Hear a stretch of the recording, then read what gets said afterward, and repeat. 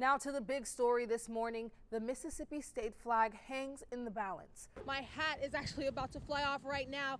Those gusts that WLOX meteorologists pointed out are in effect. One person has been confirmed dead as a result of this officer-involved shooting. He is here right now, beaming with excitement. He's been waiting for this moment all night, and he's watched the numbers climb steadily. North Gulfport Middle says it took all the necessary steps to make sure that the students were safe.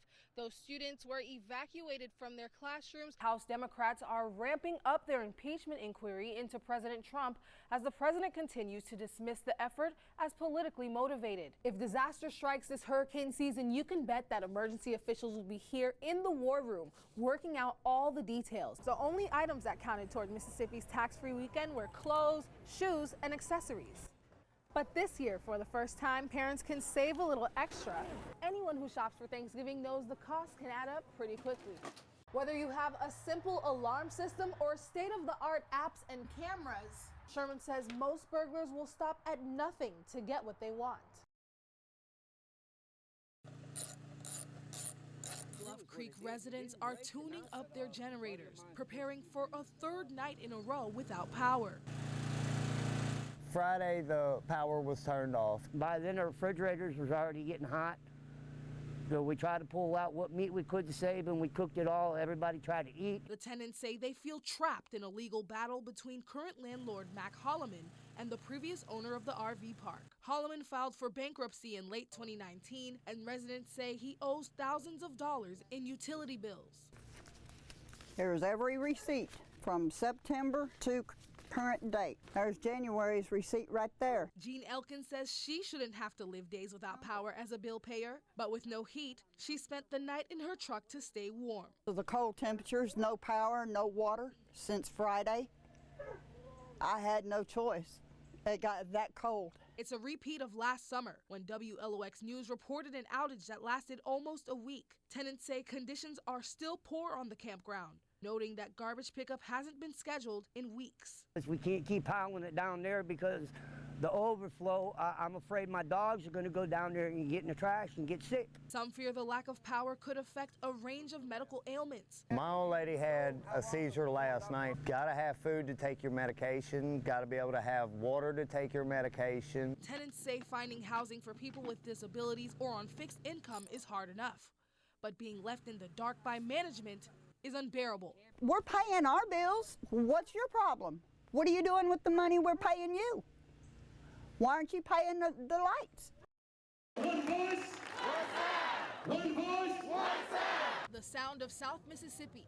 Thousands raised their voices early Saturday morning to march for a united Gulf Coast. I just felt an urgency that I had to be here because it's for a good cause. The city of Gulfport teamed up with community groups to organize the march from Jones Park to the Gulfport Police Department. We believe in peace. We work for peace and love. And it's wonderful to see so many people with like minds being out here. To understand that there is a better way to do things in this country, and some things need to change.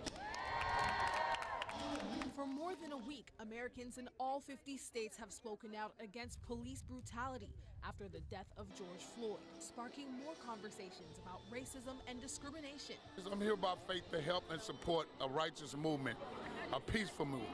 Those who are not new to protesting say they want to see continued support once the hype is over. I just want to see peace, people come together, people with no melanin come together and do this with us. From the signs they carried to the masks they wore, people of all creeds and colors made the call for justice as they marched through Gulfport streets. It has to go from the bottom, from every single person, and from the leadership and legal system, and from the top, so that we meet in the middle. The most important in every country are people. We. Most people groan at the thought of taking out the trash, but not Nelson Ross. Rain, sleet, or snow, garbage gotta go. He says garbage runs through his blood. I've been in the garbage business for 25 years straight with no days off. Before the sun rises, he hits the road as a lead driver for Waste Pro, ready to keep the community clean and safe. It's no wonder he's earned the nickname Superman. I get bored easy. So when you give me something that really is bigger than me, that's a challenge. But I like it like that. Nelson says being a garbage man takes physical strength. Oh yeah, it'll keep you in shape. A free workout. And the wits to navigate one of the most dangerous jobs in the world. Cars running the back of the trucks, and it's very dangerous. And if I run a route, we run one side of the street to keep our hopper on that safe side. The driver's side, crossing that road, you can easily get hit. But he doesn't let anything knock him off track, not even the smell. Oh, the smell, you get used to it. When you know you're good, you can eat lunch at the back of the truck. His positivity is contagious. See you next week! As he treats each stop with care, the neighbors taking notice. When I can't bring my can to the back, I surely appreciate what he does. Cleaning up trash that spills. It might be jumping somebody's car off or pushing the car, whatever it takes on the job. Ross so dedicated that he chooses to work nonstop. So how does he unwind? I read the Bible. I'm a very spiritual man. So that what influenced me, that what keep me motivated. Ross says turning trash into treasured moments shows others the impact waste collectors have on society. Without the garbage man, without the fireman, without the police, without whoever, it's the environment that keeps the world going and make things better. In Ocean Springs, Joyce Philippe, WLOX News Now.